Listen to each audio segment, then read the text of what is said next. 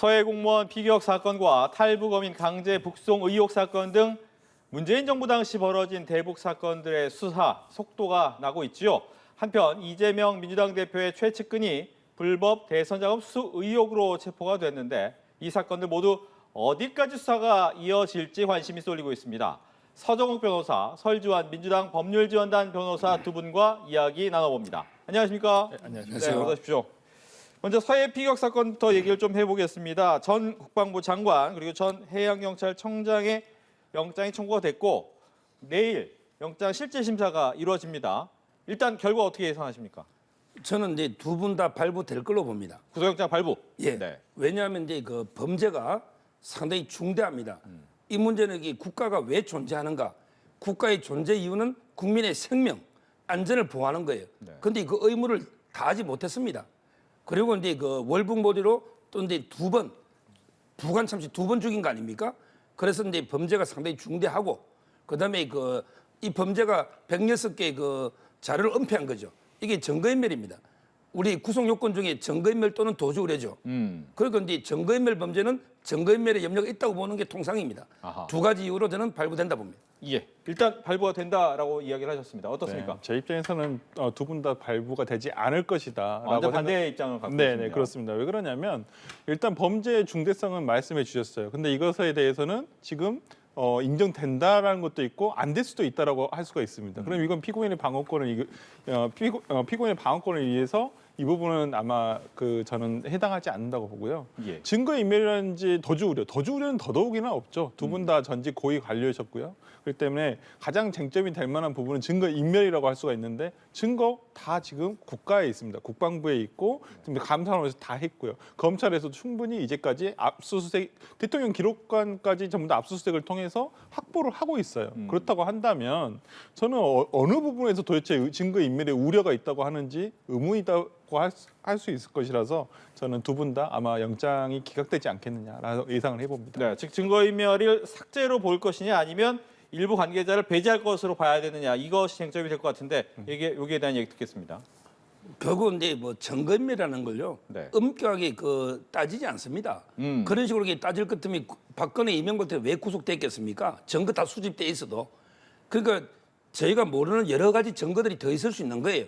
이걸 얼마든지 입을 맞출 수도 있는 거고 은폐할 수도 있기 때문에 실제 증거 중에 극히 일부 첩보문건 106건 밈스에 들어가 있다는. 예. 그렇게 삭제한 거는 극히 일부죠. 또 이게 어떤 우려가 있기 때문에 저는 판사들이 보통 볼 때 범죄가 중대하면 다 대부분 이게 증거인멸이나 도주를 보는 거예요. 네. 근데 이 부분에 대해서 감사원에서도 보도 자료를 보면 네. 원본 자료는 삭제하지 않았다라고 기재가 돼 있어요. 예, 그러니까 이 방어하는 입장, 그러니까 서 전 장관 같은 경우에는 이 부분에 대해서 예민한 자료고 이게 첩보 자료이기 때문에 누구나 열람 대상을 제한한 것이다라고 얘기를 하고 있는 부분이에요. 예. 그리고 만약에 서욱 전 장관이 이 부분에 대해서 증거 인멸을 하려고 어떠한 증거를 가지고 나왔다 퇴임하면서 오히려 이건 또 다른 문제가 돼요. 저는 그렇기 때문에 이 사건과 관련해 가지고 뭐 어떤 서욱 장관이 예를 들어서 뭐 지금에 와서 증거 인멸을 하려는 시도가 있었다거나 이런 부분은 좀 이해되지 않은 부분이라고 볼 수 있을 것 같습니다. 네. 영장이 청구가 될 것이다. 딱 그렇게 보시면 박지원 전 국정원장, 서훈 전 안보실장 역시도 곧 불려갈 것이다. 뭐 제가 보기 구속이 된 데서 뭐 유죄고 불구속이 된 데서 이게 무죄가 아닙니다. 네. 이 말은 이게 구속 여부에 따라서 저는 수사 방향이 바뀔 거로는 안 봅니다. 두 분이 내일 아마 구속되든 안 되든 수사는 이제 직전으로 갑니다. 네. 다음은 바로 이제 박지원, 서훈 차례고 그다음에 최종 목적지는 문재인 대통령이에요. 이렇게 직전으로 갑니다. 구속되든 안 되든 검찰 수사는 흔들리지 않고 간다. 돌아가지 않는다. 이래 봅니다. 근데 구속 영장이 발부가 안 되면 동력 상실이라는 얘기가 나오지 않습니까? 그거는 아니 구속이 안 되면 이게 불구속으로 기소하면 되잖아요. 유무죄는. 네. 그래서 제가 조금 전에 구속 유죄, 불구속 무죄는 아니다. 이렇게 보는 거예요. 알겠습니다. 근데 이 부분에 대해서 좀 자세히 볼 필요는 있다고 봐요. 그러니까 앞으로 어떤 혐의로 기소가 될지는 잘 모르겠습니다. 일단 그 내용 자체가. 그렇지만은 이 부분에 대해서 삭제가 문제인지 아니면 이렇게 판단한 것이 문제인지 이 부분에 대해서도 봐야 되거든요. 그러니까 네. 나중에 이런 절차상의 위법이 있을 수도 있고 그건 이제 저희가 지금 확인할 수는 없죠. 저희가 다 모든 증거를 보는 것이 아니기 때문에 그러니까 나중에 재판 결과 뭐 기소야 저도 당연히 된다고 봅니다. 하지만 서 변호사님 의견 중에서 문재인 대통령까지 된다라는 부분은 저는 동의할 수가 없습니다. 이건 이번에 감사원에서도 중간감사 결과 보고서를 내놓으면서도 문재인 대통령 부분은 빠져 있어요. 네. 이 부분에 대해서는 저는 보고를 받는 입장이지 어디 대통령이 이거에 대해서 월북으로 단정을 해라. 이렇게 지시를 했다고는 보지 않거든요. 그렇다고 한다면 저는 문재인 대통령까지 이 부분에 대해서 그건 무리한 수사다. 그리고 좀 지금 박지원 전 원장이라든지 서훈 전 안보실장에 대한 부분도 이 부분에 대해서도 저는 무리라고 보거든요. 소환 조사는 할 수가 있죠. 그것이 과연 피의자일지 참고인일지는 모르겠습니다만 지금 검찰에서 얘기하는 부분은 이제 피의자로서 소환을 하겠다라고 얘기를 하고 있기 때문에 저는 근데 이 부분도 좀 석연치는 않습니다. 네, 문재인 대통령까지 가지 않을 것이다. 전 대통령까지. 근데 갈 것이다. 왜 그렇습니까? 결국은 이제 그 세월호 7시간의 교훈이 있죠. 그때 박근혜 대통령 뭘 했습니까? 이렇게 질문했죠. 그러면 이제 문재인 대통령은 우리 국민이 죽어가고 있는데 보고받고 이게 3시간 동안 뭐 했습니까? 문재인 대통령 3시간 동안 우리 국민을 구하기 위해서 무슨 노력을 했습니까? 이걸 질문하는 거예요. 보고받고 3시간 동안. 그리고 이게 국방부는 뭐 했습니까? 그다음에 국정원은 뭐 했습니까? 고 이대준 씨는 우리 동생이고 우리 형이고 우리 아들이고 누군가의 아버지입니다. 본인 가족이라고 생각해 보십시오. 어떻게 가만히 퇴근하고 7시 반에 퇴근하고 어떻게 아무 조치를 취하지 않을 수 있습니까? 이걸 이게 검찰은 묻지 않을 수가 없잖아요. 그게 세월호의 교훈이에요. 그래서 수사한다는 거예요. 즉 국가는 무엇인가 이런 의미랑도 연결될 것 그러니까 이 같아요. 부분에 대해서는 유가족이라든지 그런 개인적인 유족의 아픔들 저는 그 부분 충분히 공감합니다. 당연히 가족과 아버지와 동생을 잃었다는 그 슬픔에 대해서는 무엇으로도 보상을 한다거나 무엇으로도 위로가 부족할 수 있다고 봐요. 하지만 이 부분과 어떤 방금 얘기하신 문재인 대통령에 대한 무슨 몇 시간 네. 이건 저는 이건 하나의 프레임이라고 생각을 하는데 저는 그렇다고 하더라도 당시에 이 사건이 발생한 곳이 우리나라 서해입니까? 아니지 않습니까? 서해에 그러니까 북쪽 해역 수역에서 발생한 일이에요. 네. 당시에 그러면 우리가 이것을 직접적으로 구조를 할 수 있었음에도 불구하고 구조를 못했느냐? 그것도 아니거든요. 그러니까 시시각각 들어오는 그것도 4시간에 걸쳐서 조각조각 들어오는 정보를 판단한 것이거든요. 그러니까 제 개인적으로 생각했을 때는 이건 제 개인적인 생각입니다만은 당시에 우리나라 정부 문재인 대통령이나 안보실에서도 당연히 송환 조치가 되겠거니 생각을 했던 것 같아요. 현장에서 어떤 불미스러운 일이 발생하리라고 생각을 안 했던 것 같아요. 그런데 이제 그런 불미스러운 일이 있었었고 그 부분에 대해서 뒤늦게 파악이 된 것이라고 보기 때문에 저는 대통령이 그 부분에 대해서 손을 놨다. 저는 그렇게 판단하지는 않습니다. 서해 피격에 대해서 하나씩만 질문을 더 드리겠습니다. 즉 이 부분은 국가란 무엇인가라는 부분이 대통령의 통치 행위에 대한 얘기도 함께 이야기할 수가 있는 부분일 것 같아요. 통치 행위를 과연 법적으로 평가할 수 있느냐? 제가 이제 제가 행정법 교수를 했습니다. 로스쿨에. 지금 이게 통치행위는 18세기, 19세기 개념이에요. 지금 이게 대통령이 통치행위가 됐습니까? 모든 행위는 법의 법의 잣대에 따라서 통치 행위는 없다. 법치주의. 이제는 이게 모든 영역에 다 법의 잣대에 따라서 투명하게 해야지. 그거는 이게 18, 19세기 고전 이미 한물간 이론입니다. 네. 저는 그렇지만은 한물간 이론이라고 보기에는 너무 성급하다 생각이 듭니다. 왜 그러냐면 그렇다고 한다면 모든 정책이라든지 결정을 법원에 다 검사받고 검찰에서 이거 문제가 없는지 확인받고 그러면 이게 정말 형식적 법치주의가 되는 것이거든요.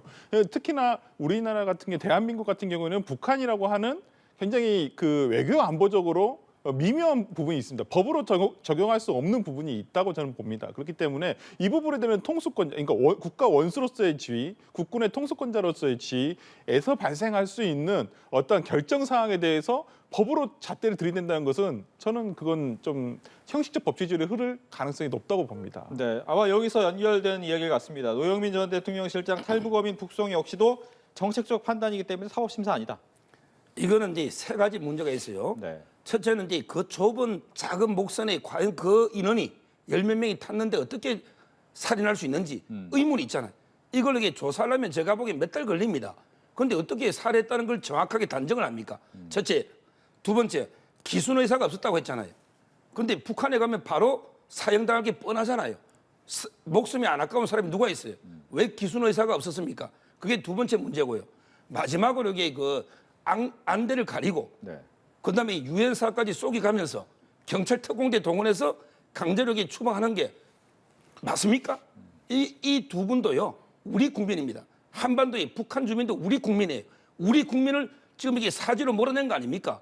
저는 이건 세 가지 의문이 있기 때문에 이 부분도 철저하게 조사해야지. 이게 무슨 통치행위입니까? 범죄행위지. 네, 통치행위가 아니다. 네, 한 가지 하나씩 반박을 해보면 살인 여부에 대해서는 당시에 우리 뭐 자의적으로 판단한 건 아닙니다. 어떤 북한에서의 어떤 정보, 뭐 휴민트, SI 정보 등을 다 종합적으로 판단해서 아 살인자구나. 특히나 북한에서 이런 16명이나 살해를 하고 넘어온 사람들이죠. 그리고 이분들 바로 살해하고 바로 넘어온 것도 아니에요. 다시 북한으로 갔다가 한 명이 뭐 그중에 일부가 체포가 되고 그래서 도망쳐 온 거거든요. 그리고 제일 처음에 납포 과정에서도 그 과정을 보면 제일 처음에 우리 해군을 보고 도망갔어요. 도망갔다가 다시 왔다 갔다 하다 그것도 한 사나흘 정도 걸렸어요. 그 과정에서 보면 그 과정 모든 걸 종합적으로 봤었을 때 이게 정확하게 기소 의사가 있었다고 한다면 왜 우리 해군을 보고 도망갑니까 처음에? 그렇지 않았어야 정상이죠. 그렇기 때문에 그런 살인 여부에 대해서도 종합적으로 판단이 저는 됐다고 봐요.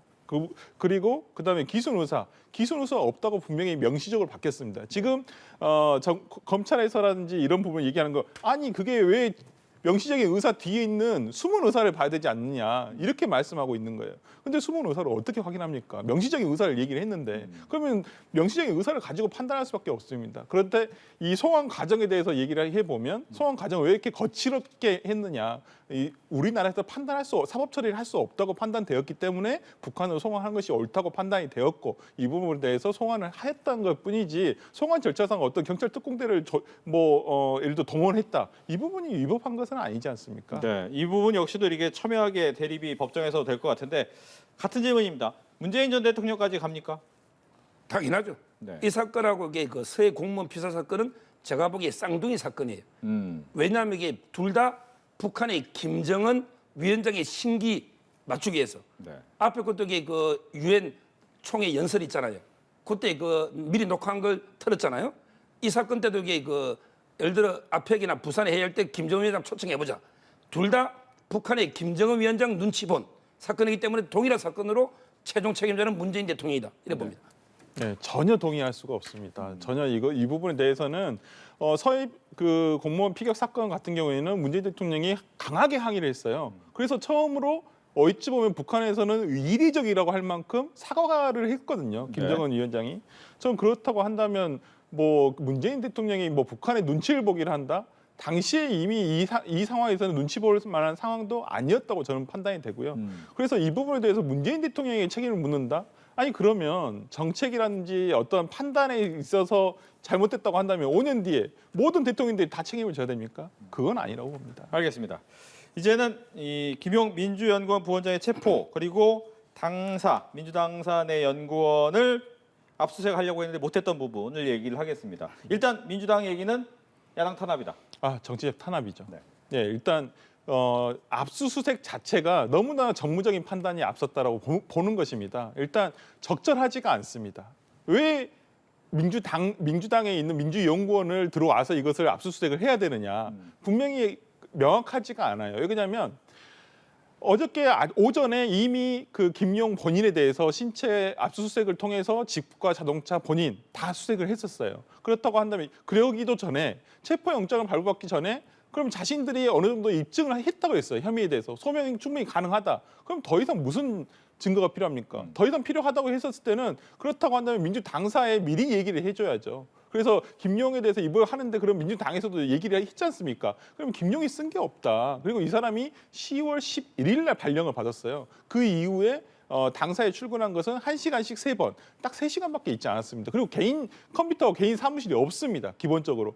그러기 때문에 그러면 민주연구원에 와서 그 층이 9층에, 8층에 있는데 그럼 그 층에 있는 컴퓨터들 다 포렌식에서 압수수색해 간다는 얘기입니까? 특히나 문제가 되는 것은 민주연구원은 민주당의 정책과 선거 자료, 그다음에 선거에 있어서 어떤 아주 예민한 자료들이 있을 수가 있어요. 저도 잘 모릅니다만은 그렇지만은 여기에 있어서 그러면 컴퓨터를 포렌식할 때 여기 그냥 압수수색은 특정했다고 하지만은 그 장소에 있는 것들은 다 압수수색이 가능하거든요. 그렇다고 한다면 대선 관련 자금 수사라고 했기 때문에 그러면 대선 관련한 자료들 다 압수수색해 간다는 얘기거든요. 그럼 과도하다고 본 것입니다. 그렇기 예. 때문에 민주당에서는 허용할 수가 없다 얘기하는 것입니다. 그러면 이제 이거 한마디로 반박하면 국민의힘의 여의도 연구원이 있죠. 여의도 연구원의 부원장이 뇌물을 받았는데 그럼 여기 부원장 집무실을 압수수색을 못합니까? 여의도 연구원의 부원장이 뇌물을 받았는데 왜 못합니까? 이거는 민주당사가 아니고요.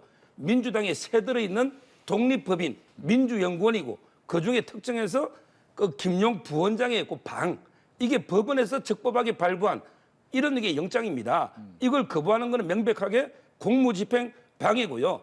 저는 이번에는 이게 민주당사는 아니고 연구원이지만 앞으로 이게 민주당사든 국민의힘 당사든 그게 치해법권입니까?